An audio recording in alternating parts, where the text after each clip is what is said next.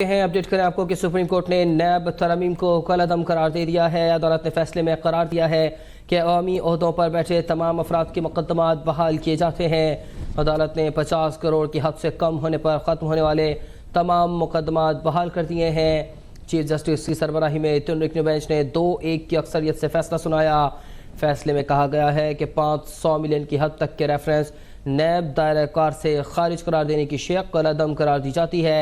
عوامی عہدوں پر بیٹھے تمام افراد کے مقدمات بحال کیے جاتے ہیں۔ عدالت نے حکم دیا کہ ان کے کرپشن کیسز جو ختم ہو گئے تھے ان کو دوبارہ احتساب عدالتوں میں مقرر کیا جائے۔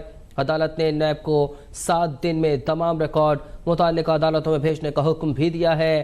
عدالت نے قرار دیا کہ ختم کیے گئے نیب ریفرنسز کو اسی دن سے بحال کرتے ہیں جب سے ترامیم آئیں۔ فیصلے میں سپریم کورٹ نے نیب ترامیم کی متعدد شقوں کو آئین کے برعکس قرار دیا۔ فیصلے میں پلی بارگین کے حوالے سے کی گئی نیب ترامیم بھی کالعدم قرار دے دی گئی ہیں۔ فیصلے میں کہا گیا ہے کہ نیب ترامیم سے مفاد عامہ کے آئین میں درج حقوق متاثر ہوئے۔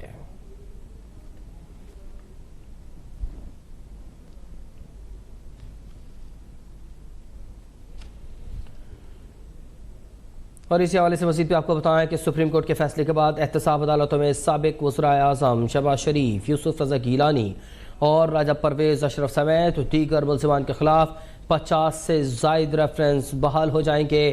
واپس کیے گئے مقدمات میں شہباز شریف اور حمزہ شہباز کے خلاف رمضان شوگر ملز ریفرنس شامل تھا۔ سپریم کورٹ کا فیصلہ جس کے بعد احتساب عدالتوں میں سابق وزرائے اعظم سمیت دیگر ملزمان کے خلاف 50 سے زائد ریفرنس بحال ہو جائیں گے۔ واپس کیے گئے مقدمات میں شہباز شریف اور حمزہ شہباز کے خلاف رمضان شوگر مل ریفرنس شامل تھا۔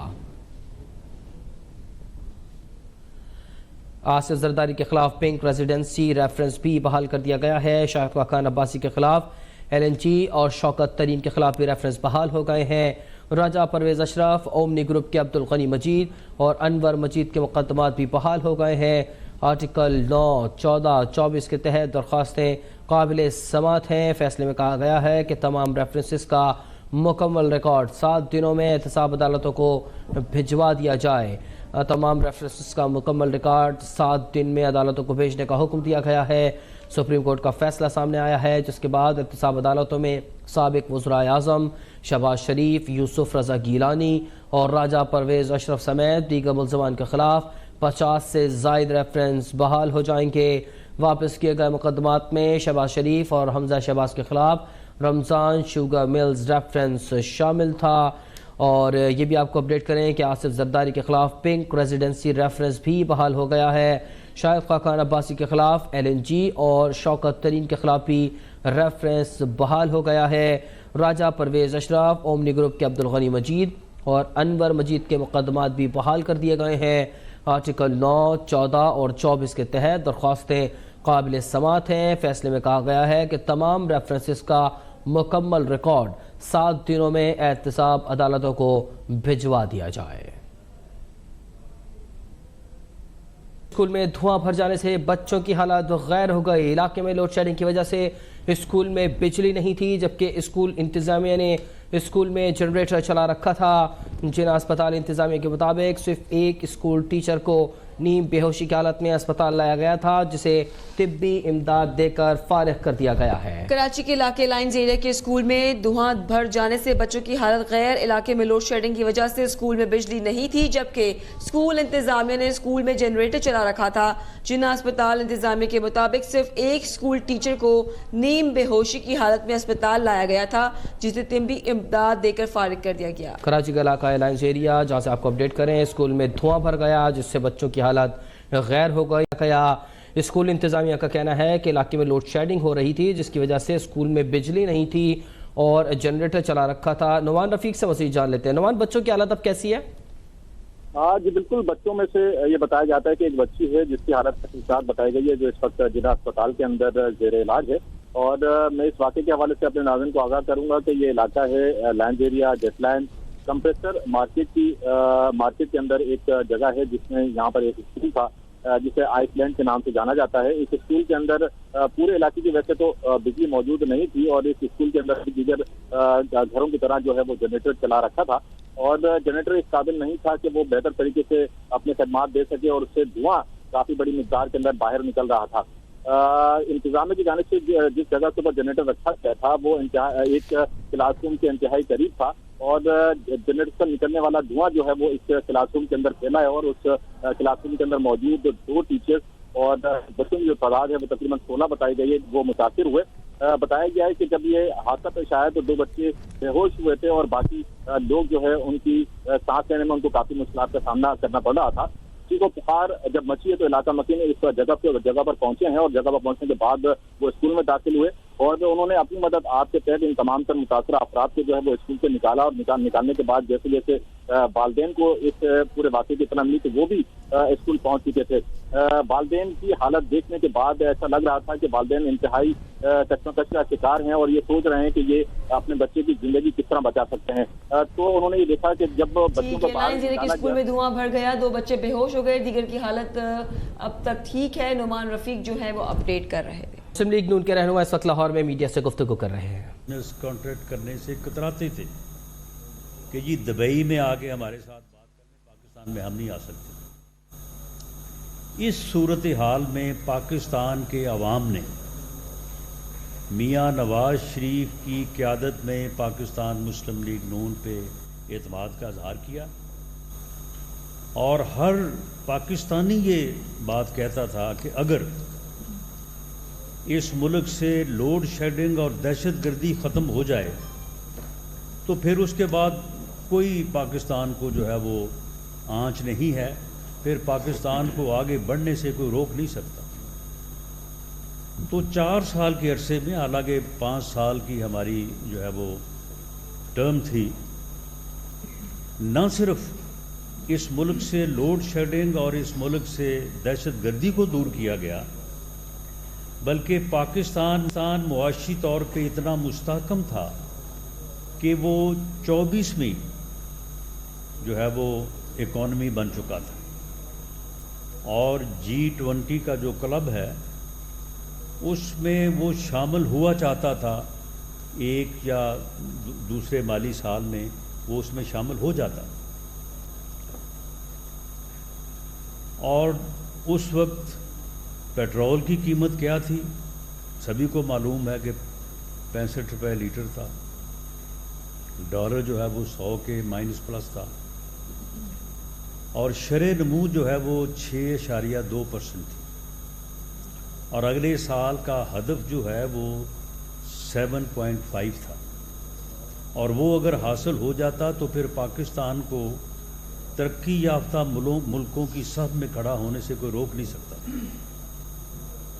लेकिन बदकिस्मती से उस वक्त की जुडिशल और खाकी इस्टेब्लिशमेंट ने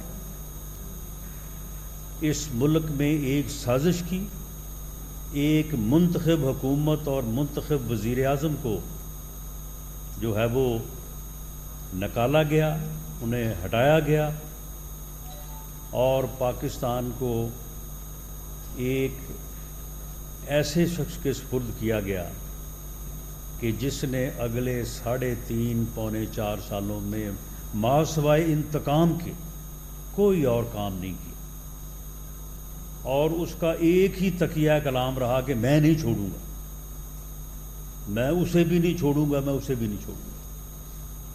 वो खुद को नौज़ बिल्लाह बड़ा सादको अमीर और पैगंबर समझता था, बाकी सब उसकी नज़र में चोर थे, बाकी सब डाकू थे और उसने पाकिस्तान की सियासत को अखलाकी तौर पे भी तबाह। वो एक ऐसी नफ़रत लेके आया इस मुल्क की सियासत में, उसने इस मुल्क के नौजवानों के जहनों में ऐसा बारूद भरा और ऐसी गंदी घटिया और नफ़रत पे मबनी सियासत की कि उसने पौने 4 साल में जो है वो मुल्की सियासत को ये रंग दिया कि हम एक ही मुल्क के रहने वाले, बल्कि एक ही ख़ानदान के लोग और बाज़ सूरतों में एक ही घर के लोग जो है वो आपस में भी जो है वो दस्तों गिरेबां हो गए। हालांकि इससे पहले सियासी इख्तलाफ तो होता था और होना चाहिए, लेकिन इख्तलाफ का एहतराम होता था یہ گالی گلوچ اور اوئے توئے کا کلچر نہیں تھا، اور نہ صرف یہ کیا بلکہ ملک کو معاشی طور پہ بھی جو ہے وہ تباہ کیا۔ اور 2013 میں ملک جس صورتحال میں گھرا ہوا تھا، اس صورتحال سے جو اسے نکال کے میاں نواز شریف جو ہے وہ 2017 میں ایک ایسے مقام پہ لے کے آئے تھے کہ اب آگے جو ہے وہ خوشحالی اور ترقی تھی، تو اسے دوبارہ جو ہے وہ اس صورتحال میں جو ہے وہ گرا دیا گیا جس صورتحال کو ہم آج فیس کر رہے ہیں۔ اس سے بھی بری صورتحال کو ہم فیس کرتے اگر اپریل 2022 میں جو ہے وہ پارلیمنٹ قومی اسمبلی جو ہے ایک آئینی طریقے سے اس نااہل اور ایسی حکومت جس کا ایجنڈا جو ہے وہ صرف جو ہے وہ مار دھاڑ اور لوگوں کو جو ہے وہ جیل میں ٹھونسنا اور لوگوں سے انتقام لینا تھا، اسے جان نہ چھڑاتی تو شاید جو ہے وہ ملک جو ہے وہ ڈیفالٹ کر جاتا۔ میں اسی طرح کی ایک صرف ریفرنس کے طور پہ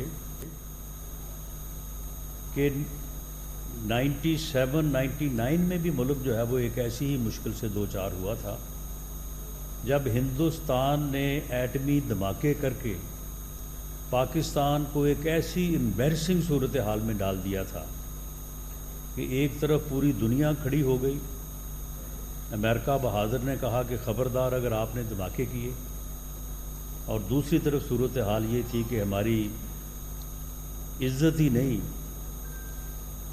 ہمارا جوش اور جذبہ ہی نہیں، ہماری جو ایگزسٹنس ہے وہ بھی داؤ پہ تھی۔ ایل کے اڈوانی جو ہے وہ 11 مئی کے دھماکوں کے بعد 12 مئی کو یہ کہہ رہے تھے کہ اب پاکستان کو ہمارے ساتھ بات کرنے کا سلیقہ سیکھ لینا چاہیے، پاکستان کو معلوم ہونا چاہیے کہ ایک ایٹمی قوت سے کیسے بات کرتے ہیں۔ پوری قوم جو ہے وہ فکر مند تھی، بلکہ پریشان تھی۔ اس وقت بھی اس قوم کو، اس ملک کو عزت سے سرخرو کیا، ہمکنار کیا پاکستان مسلم لیگ نے میاں نواز شریف کی قیادت میں، اور پاکستان نے پوری دنیا کے مقابلے میں جو ہے وہ اپنی عزت اور اپنی ایگزسٹنس کو انشور کرتے ہوئے جو ہے وہ ہندوستان کے 5 کے مقابلے میں 6 ایٹمی دھماکے کیے، اور پاکستان دنیا کی پہلی مسلمان ایٹمی قوت بن۔ تو ہم یہ کہنا چاہتے ہیں اور پوری قوم سے، اپنے بھائیوں سے، اپنی بہنوں سے، اپنے بزرگوں سے، اپنے بچوں سے، کہ پاکستان جب بھی ایسی مشکلات میں گھرا ہے، ایسی مشکلات کا شکار ہوا ہے، تو Pakistan Muslim League under the leadership of Mian Nawaz شریف ایک سے زیادہ مرتبہ ایک ایسا آزمودہ نسخہ ہے، ایک ایسی آزمودہ ٹیم ہے، جماعت ہے کہ جس نے پاکستان کو مشکل سے نکالا ہے۔ آج پھر پاکستان جو ہے وہ مشکلات میں گھرا ہوا ہے، معاشی طور پہ بھی، انتظامی طور پہ بھی۔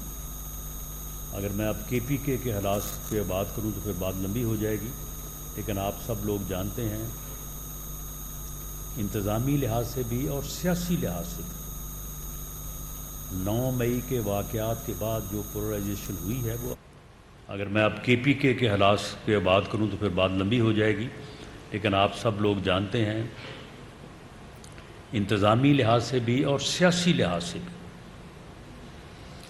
9 مئی کے واقعات کے بعد جو پولرائزیشن ہوئی ہے وہ آپ سب کے سامنے ہے۔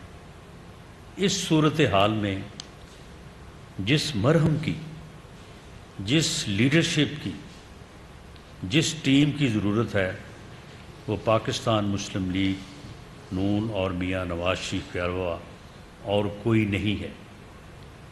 یہ ہمارا صرف دعویٰ نہیں ہے یہ بات اس ملک میں بار بار جو ہے یہ ثابت ہوئی ہے.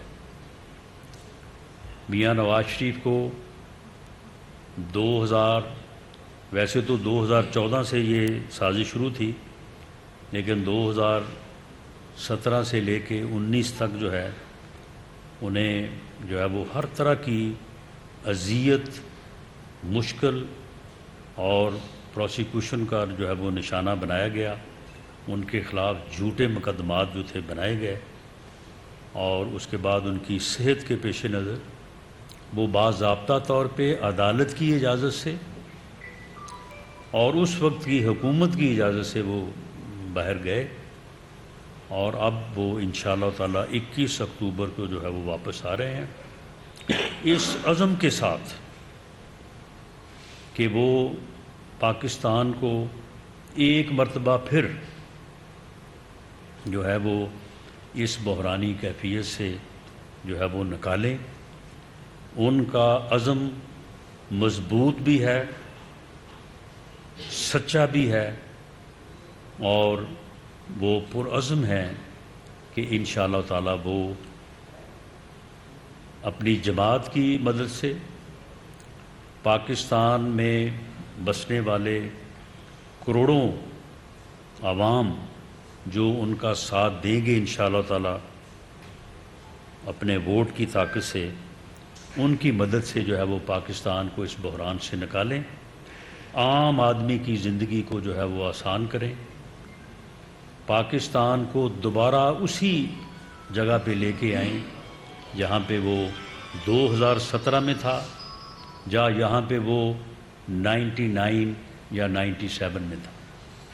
آپ کے علم میں ہے کہ جب میاں نواز شریف پہلی مرتبہ وزیر اعظم بنے تو انہوں نے آ کے ایسی معاشی اور اکانومی کی اصلاحات کی کہ آج وہ ملک جن کو ہم رشک سے دیکھتے ہیں کہ ان کی اکانومی کیسے جو ہے وہ آگے بڑھ رہی ہے، وہ یہاں پہ لوگ آئے دیکھنے کے لیے کہ پاکستان کیسے آگے بڑھ رہا ہے، پاکستان جو ہے وہ کیوں کر اتنی ترقی کر رہا ہے، اور پاکستان نے وہ کون سی معاشی پالیسیاں جو ہیں وہ اپنائی. لاہور میں پاکستان مسلم لیگ نون کے رہنما رانا ثناء اللہ اس وقت میڈیا سے گفتگو کر رہے ہیں. ان کا کہنا تھا کہ نون لیگ نے نواز واپسی کی تیاریاں شروع کر دی ہیں. مسلم لیگ نون کے ورکرز اور سپورٹرز لاہور پہنچیں گے. منتخب وزیر اعظم کو بیٹے سے تنخواہ نہ لینے پر نکالا گیا. میری پہچان ہے میرے چپتے سوال، دکھاؤں گا آئینہ تو برا مت مانیے گا، ہوگا ہر چھوٹی بڑی خبر پر تبصرہ، پوچھوں گا سب سے سخت سوال. حق و سچ ہے میری آواز، اس آواز کو دبانا نہیں، بہا لے جاؤں گا ہر رکاوٹ، کیونکہ میں بہتا سیلاب ہوں. دیکھیے اب تک ڈاکٹر دانش کے ساتھ. آشوب چشم مرض ایک سے دوسرے شخص میں منتقل ہوتا ہے. متاثرہ شخص اپنا تولیہ، تکیہ اور صابن نہ لگ رکھے تاکہ یہ مرض دوسروں میں منتقل نہ ہو.